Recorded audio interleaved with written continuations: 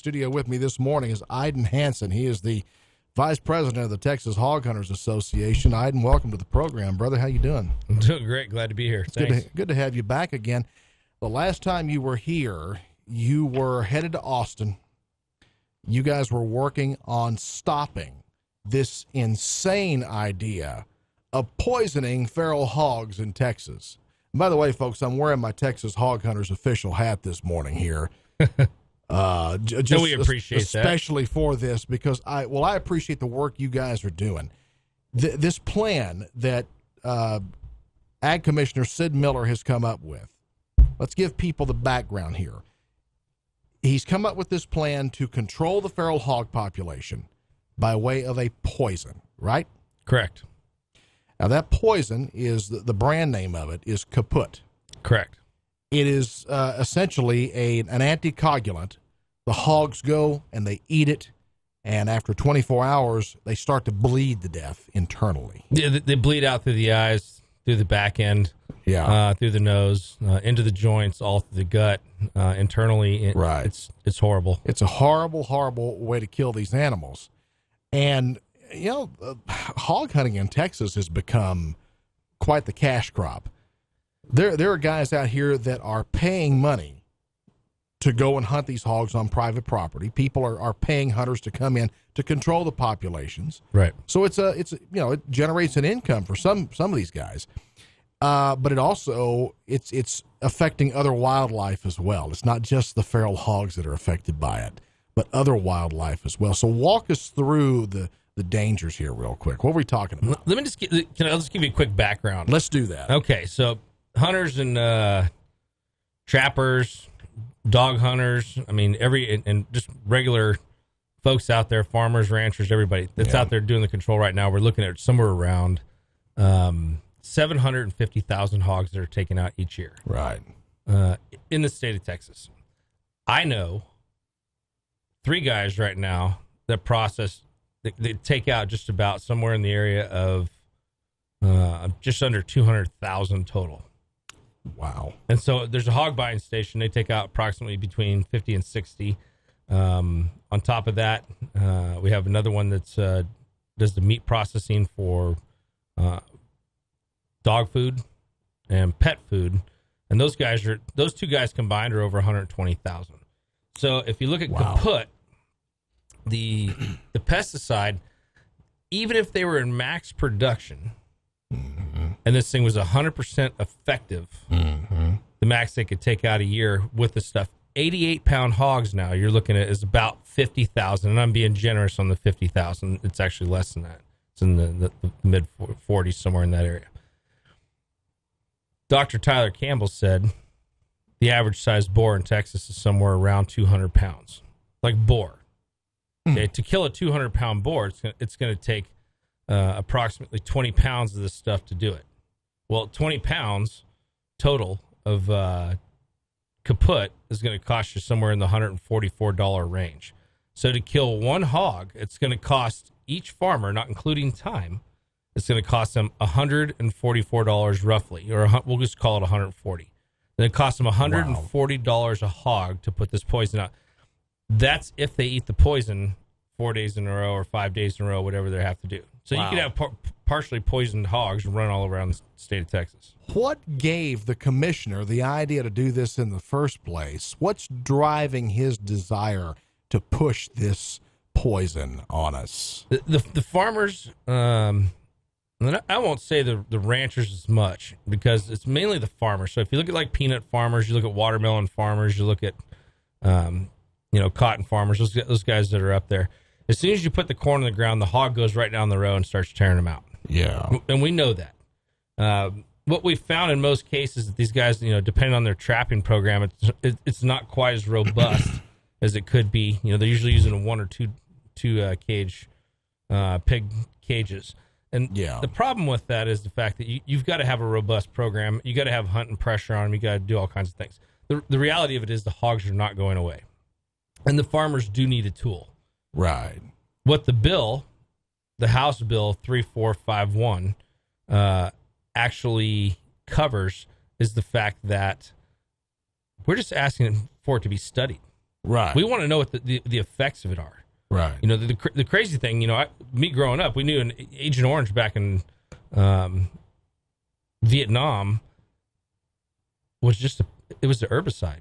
That's not harmful to humans, right? Yeah. Well, I guess what my father died it from. Yeah. Agent Orange, brain tumor. Wow. So let's figure out the long-term problem with this stuff. Let's study it out. It would be that's all we're asking for. Right. You know, currently they're studying sodium nitrite, which is out there right now, and it's already going through the process. Exactly what the bill entails is, hey, let's have a university look at it, study it, figure out what the long-term effect is. So, it just seems to me that based on the math alone, hunting these hogs is a far more efficient way to control them than the poison. Far more efficient. Well, it's going to be a lot less expensive. I mean, you can go down and get a helicopter operation. I have a gentleman down here at the Executive Outdoor Adventures, in Bowie, and he covers about 650,000 acres. Yeah, with helicopter hunting. Right, and it costs not one dime to the landowner. It's free. Yeah, and so when we offered this, you know, he even sat right there in front of the Senate Ag Committee and said, "I challenge you. I'll give you my services for free." Right. Because there's people willing to pay to go on the helicopter to go out there and fly around for depredation purposes. And the landowner can't make any money from the helicopter operation. It's strictly a depredation purpose. And that Sid Miller actually put that program in place, which is phenomenal. Yeah. On his 650,000 acres, you know, in some tracts of his land, there are no hogs, period. Like he flies over, there's nothing there. And he's flown thousands of acres. If you have an active hog management program or you're a farmer, you have to have one.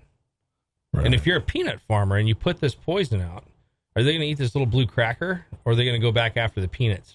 Right. You know, nature is probably the biggest thing that they want to go after, what they do naturally, which is root things up. Sure. So. Sure. Absolutely. Well, or a big juicy watermelon. When we come back from the break, we've got Sid Miller, in his own words, talking about, well, we'll let you listen for yourself. Yeah, you have got to hear this stuff. It's mind blowing. It is absolutely mind blowing. Eydin Hanson, Vice President of the Texas Hog Hunters Association, in the studio with me right now, and we're talking about this plan, this insanity, to poison feral hogs in Texas with a poison. The brand name of it is Kaput. Sid Miller, the Texas Ag Commissioner, has endorsed this, is pushing this hard. So where are we legislatively on all of this right now, Eydin? So we went to the House. It was brought for vote probably somewhere around, I can't remember the date exactly, but it passed 127 to 12. So it's about as bipartisan as you can get. Then after that, it was referred to the Senate Ag Committee, and Representative Stuckey was actually the one who sponsored the bill in the House. Okay. House Bill 3451. Then it went to the Senate Ag Committee. The Senate Ag Committee was heard a couple Mondays ago. And we sat up there and kind of went through that. And Senator Watson was up there and, you know, asking questions back and forth. Mm. The opposition is pretty amazing. Mm. Texas Farm Bureau was really the only one that opposed the use of, opposed the bill. Basically what happened is they wanted to oppose studying poison before we use it. Texas Farm Bureau. Because I think partially they wanted to say, well, we're trying to stop precedents or something like that. But we specifically said, hey, there's been no poison ever put out there really in the United States that kills a hoofed animal.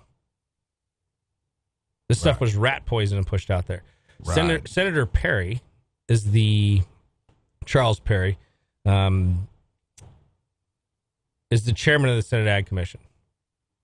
Okay, so if we actually, or the committee, so the Senator Perry's actually not going to take this to a vote. And so what that means for us is if he doesn't hear it for a vote, then the bill dies in the Senate. Yeah. So he has a choice. We have one man that's standing in front of democracy, basically taking the votes away from all the other senators that are also in the Senate Ag Committee. And by his choice, because he is the chairman, he just says, I'm not going to do it. I'm not going to bring it to a vote. Yeah, Senator Charles Perry, he is the District 28 senator here in Texas. So, well, we have some audio of Sid Miller, himself talking about some of the aspects of all of this. Yes. This first clip here is talking about the language on the labels themselves. And let's just play the clip for you. You listen to unbelievable stuff. I'll preface prior to listening to this clip. This audio here, it's funny because if you listen during the last, during that Senate Ag Committee hearing, Senator Perry asked a question. He goes, Mr. Honeycutt, the gentleman speaking on here, and what you're going to hear is Mr. Honeycutt is, this guy's wired for sound. Okay. It sounds like he's yelling, but he's hard of hearing on top of that, but he just talks loud the whole time. I mean, he was an ag teacher for, I don't know how many years, 25 years or something like that, or maybe more. All right. So his name again, the one asking the question, is Bruce Honeycutt. Bruce Honeycutt. And listen to Sid Miller's response to this. That product label right there says all animals, that's what we say, all animals, every one of them has to be recovered and put 18 inches under the ground. Right. Okay? How are you going to do that? It says you have to put it in a brushy area. How are you going to find all them, Mr. Miller? You're not. I guess we should take that off the label because it's not doable. It's not. Yeah, we'll take it off. But let me say this. It's not doable. And the very next, some of the other things it says in there, animals that feed on those carcasses are going to die. It can kill them. Whether you say it or not, the label says it will. Okay? We can adjust that too. You got to be kidding me. We can adjust that too. So we'll just take it off the label, like it never existed. The whole issue just doesn't exist anymore. Right. If we don't like that, we'll just take it off the label. And the funny thing is, they said, well, their rebuttal to that was the fact that he meant he was talking about the rule. No, he wasn't. Because he was talking about the label specifically, and there's even audio clips out there that I've seen now that talk about have you even read the label? And you go back and look at this stuff. You cannot take it off the label because that's a federal law. It comes from the EPA. You cannot remove it from the label. He cannot remove it from the label. Right. So, and if he does say that, then he's promoting the product, and he's supposed to be a neutral party to this. Right. He's promoting Symmetrics. Yeah, the safety of the product is the big question. And everything, Eydin, that you're telling me, everything we're hearing, seeing, all the evidence here suggests it's not safe. It's not an efficient way to do this. It's a bad idea from top to bottom. We have Senator Sid Miller here talking about the safety of the product, and he actually admits that it's not necessarily a safe product. Listen to this one. First off, the question I'm going to ask you, are you looking at the same product label that I am when you say this is 100% safe and it's not going to... I never said it was 100%. Okay. Well, it's not going to mess with wildlife. It's not going to have any adverse effects to the wildlife here in this state of Texas. It's not going to kill anything that's non-target. The only species that it might affect is black bear. Yeah, and we got them in East Texas. Yeah. And they're on the endangered species list. Right. Oh my gosh. So Louisiana actually pulled the registration because of the black bear. Right. The black bear, I don't know if it's actually on the endangered species list anymore. I think they got a nice population now. I won't say a nice population, but they barely, there's just enough water in that lake now. So just enough bears on there to get them out of the endangered species portion of it. And they lift the door up really, really easy. What they haven't talked about, like a common barn owl is 4 times more sensitive than mammals, any other mammal out there. And they eat the mice and stuff, and we already know this. I've actually got to hold one. We brought one down there and got to see that. Kevin Gaines was the gentleman that was down there. I don't think he even cares at this point, like what it is. And if he thinks by any means that he's going to be able to police this, he's got 22 enforcement agents in the state of Texas right now. Crazy. For 50,000 applicators. The proposal, and hasn't gone to a vote yet. No, it's right now. Senator Charles Perry, is not going to probably call it to a vote. Yeah. So this legislative session is going to end officially in about 2 weeks. Correct. and this thing's probably not going to make it to the Senate floor. But it's a crazy idea. The whole thing is just. I'll just put it this way: there's one man that can call the vote. We think we have the votes in the Ag Committee, and we also have it on the floor. Is what we've got. Yeah. So knowing that, Senator Perry basically said, "Hey, I'm not going to call this to a vote." So we got one man standing in the way of democracy that's making a decision based on this. If he called it to a vote and it passes, it'll go from the Ag Committee straight to the floor, and then at that point it would probably pass again. So he basically said, well, I'm not going to call it to a vote. And by not doing that, he's not letting the voices of the people be heard, or their elected their elected officials that are out there for him. Exactly. So, well, we've had some audio this morning.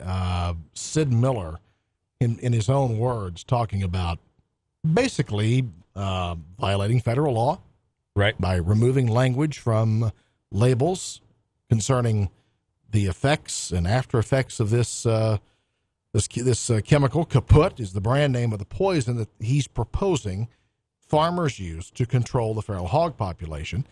As we've already heard this morning, it's a totally inefficient way to do it. It's a bad idea from top to bottom, period. It's a horrible idea because of you're going to affect complete ecosystems with this. This is a horrible, horrible plan. Sid Miller, in his own words here, would he eat a hog that had kaput in it? Every hog has been processed. It's been put in the freezer, and it's been taken to everybody's home from all over the United States and Canada. I got people coming all the way from Canada to kill hogs and take them home to eat. Okay? Now, when I asked you about that on the phone, you told me, said, oh, it won't hurt them to eat that meat. You still standing behind that? I wouldn't eat it. You're not getting the point. I can't take a chance of cleaning a hog that I don't know has been poisoned. It eats on his feeder one day, right, of poison. I get it. And the next day he comes to my feeder and my guy kills him. He's got poison in him. Okay? He's got poison in him. I take him home, the blue dye is not there because it hadn't been 24 hours yet. Like the EPA said it was going. That's what y'all's test showed. I don't know. Well, I don't have a test. So you got Sid Miller saying, "Look, I wouldn't eat this stuff. I wouldn't eat it." The very guy who wants to push this out there and wants this poison used, it's okay if you eat it. He wouldn't eat it. This guy's out of his mind, isn't he? he is. That's what that's what right there. What happens when people don't vote. Yeah, I mean that's exactly what it is. When it comes down to it, I mean people have to get out there and vote in the primaries. Right. And remember the chain and the process is going through. Right. Sid Miller proposed this thing. We have an opportunity to actually have this stuff studied in the long term. And remember this. I mean, there's one person holding up the vote right now, and that's Senator Perry. So he says he won't eat the poison. Let me give you the perfect analogy for this. This is I don't know if it's perfect, but it's whatever, close enough. At best case scenario, if we average out the hog size, you're gonna kill about 25,000 hogs a year using poison, because the company max they can produce is to kill 50,000 to 88 pounders. We know the average size is probably not 88 pounds. That's going to stop the other 400 or 500,000 hogs out there that get taken by hunters, trappers, dog hunters, all these each year. It's like taking a weed eater and going out and trying to plow, cut a field with a weed eater while the tractors are sitting back there waiting. Yeah, because the services we give away, when these people call up, the trappers make their money from selling the hogs. Even if you shoot the hogs and they're already dead, you can take them over and drop them off at a place they're made into dog food. I mean, there's a lot of people out there that have dog food now it's got wild hog in it. That's the other piece. You stop that aspect of it. So the hog population will not decrease. It will actually increase. Right. One hog in 2 years becomes 200 hogs. Let's put that into that equation. And what does that look like? Yeah. That is not a good thing. So they're proposing the poison side of it. I understand the farmers and ranchers need a tool. They need some sort of tool to keep these hogs out of there. They say they lose thousands of dollars in crops, and I personally haven't been a farmer, so I can't say that. I've raised goats before, but they do need a tool. Well, these hogs have This is multiplied not since the we right- started this hour, you know? Right. Oh yeah, they're multiplying right now. They do need a tool, and Right. right now the hunters and trappers, we need to make a more robust program with that. Sure. And we have some things in the work in the future to help everybody out with this, but it's just crazy. And Louisiana pulled the registration because of the black bear, and then Oklahoma came out and they said, well, you could start buying it in Oklahoma. So we're like, Sciametrics and Genesis Laboratories pulled their registration from Texas on their own because they didn't want to go through litigation or whatever it is. I mean, this is not going to be a good path for them anyways. Yeah. They pulled the registration on their own. Yeah. But it doesn't mean they can't come back in a month from now. Right. Especially with silly Sid and go out there and actually put this, try to put it back in play. Well, I'll tell you what, Senator Charles Perry is the one who is holding up this vote. I think we need to all give Senator Perry a call. So I'm going to give you his phone number right now. Let's just burn his phone line up, shall we? Area code 512-463-0128. That is how you reach Senator Perry by phone. 512-463-0128. 512-463-0128. We will publish that on our website, newstalk1290.com, along with video of this morning's interview. And tell him he needs to call us to a vote. Yes. You have to bring it to a vote and let the people vote on it. That's right. Basically what he's doing is taking the voting process away at this point.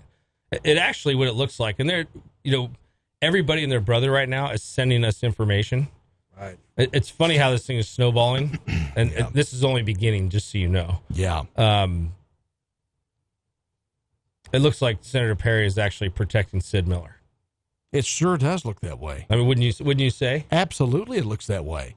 He's going to cover Sid on this deal, but it's to his own detriment. Sid has cooked his own. As far as I'm concerned, Sid Miller's cooked his own goose. He has cooked his own goose with this thing. Right. Because he has created an environment now where basically he's telling the hog hunters, he's telling people who would otherwise consume the meat from these hogs, I don't care about you. All I care about is getting this done. I'm going to push this thing through. We're going to make this happen in spite of you, in spite of the danger to your health, the danger to other wildlife. We're Right. going to do this. This guy has cooked himself as far as being ag commissioner. He's going to be if I have anything to say, he's going to be a one-term guy. Right. He's done. He's done. This guy is done. This is a stupid, idiotic idea, and it's insane for a politician in this day and age to perpetuate the idea that this is anything beneficial when it is the worst possible way you could go about it, controlling this feral hog population. This is a horrible idea. Been poisoning rats for I don't know how many years. And we still got tens of millions of rats everywhere. The only difference is people don't hunt rats and eat them. Well, at least not. I don't go hunt rats and eat them. So, no. and they're not really trapping rats and selling them. As long as there's feral hogs and cattle out there, I won't be eating rats myself. True. When we come back from this break, we're going to wrap up with Eydin Hanson, and I want to talk to him a little bit about how you can support the Texas Hog Hunters Association and the other organizations that are fighting this, what you out there can do yourselves to help these guys out. And again, Senator Charles Perry, let's give him a call, shall we? I'm sure someone will be in the office within the hour. 512-463-0128 is how you get a hold of Senator Perry. Let's take a call here real quick. Caller, you are live on the air. Go ahead, please. Mike, it's like you said a while ago, follow the money. And I bet you Sid Miller has got his pockets lined, is the reason he's pushing this so hard. That's my opinion. Thank you very much. Where are you calling from, by the way? I'm right here in Wichita Falls. All right. Thank you for the call. I appreciate it. Thanks Thank a you. lot. All right. You do. You follow the money. Sometimes that's really all you got to do. But again, how do people help you out? And how do they help your organization out? They can join the Texas Hog Hunters Association. We're out there fighting the battle. We're not a nonprofit. There's, people aren't really donating to us from that respect. We sell, a membership for $50. You get a hat, membership card, discounts at hunting all over the place. Whether it's horseshoeing. I mean, right here in town, we've got folks that are doing horseshoes, buying hay. I mean, all kinds of stuff. It's just whatever they can do to help out the process out there and help the farmers. What does it cost to become a member? It's $50. $50. $50. And you get the hat you're wearing, and then you get a card, and and on top of that, a sticker to show you support. Yeah. This hat, I got to get in the camera. I want you to see this hat. This is cool. Check this out. You'll love this. Just this is worth the price of membership alone. It's a cool hat. So and it's a good group of folks. We all work together, and and hunters are good stewards of the environment. Like Bruce Honeycutt that's out there. The dude's a very passionate guy. He's an ag teacher. He's teaching our children to preserve the land, and he's the one that was in there asking all those questions. He's just passionate. It would seem to me a better plan for the state would be to let's encourage more youth to get involved in hunting, particularly hog hunting. Let's encourage more people to get involved in it. Let's bring hunter safety courses back into the high schools, even the junior high schools. Let's bring rifle training courses back into the high schools. Let's start teaching these kids and training them up to become good stewards of the environment and to hunt hogs. Right. Why wouldn't that be a better plan than throwing a bunch of damn poison out here? You're gonna take all that stuff away. If you put the poison out, you'll take that away. Right. You're gonna kill gun sales because it's 24/7 hunting. People fly in from all over the United States. Yeah. Right now, I mean, we have people as far as Norway that fly in here and come hunting in Texas for a week, and they're coming to spend their money in the state. And if this goes into effect, we kill all of that. We take the very people that are helping and actually making a dent, and instead of using it. A product that doesn't think on its feet. Mm-hmm. One farmer could just throw it out in the field however you want to. I'll tell you what, these guys are worth supporting. And you think about this, if it weren't for organizations like yours and the Wild Boar Meat Company and anyone else who's involved in pushing back against this, where would we be? This stuff would be put out there. It would be pushed through. It would become an environmental hazard. And the average person out here in the public would be none the wiser about it. They really wouldn't. So the fact that you guys are out there fighting this fight is really, you're benefiting all of Texas. And this is just beginning. Just so you know, the snowball is just now rolling. So it's going to start pulling people in. So pay attention here. And if you want to hear us again, I'd love to come back and we can go over more stuff. I want you back soon. Keep us updated on what's happening, how this whole thing is flowing, and what's the momentum that we're getting here. Eydin Hanson, Vice President, Texas Hog Hunters Association, thank you for coming up this morning. We'll talk to you again real soon.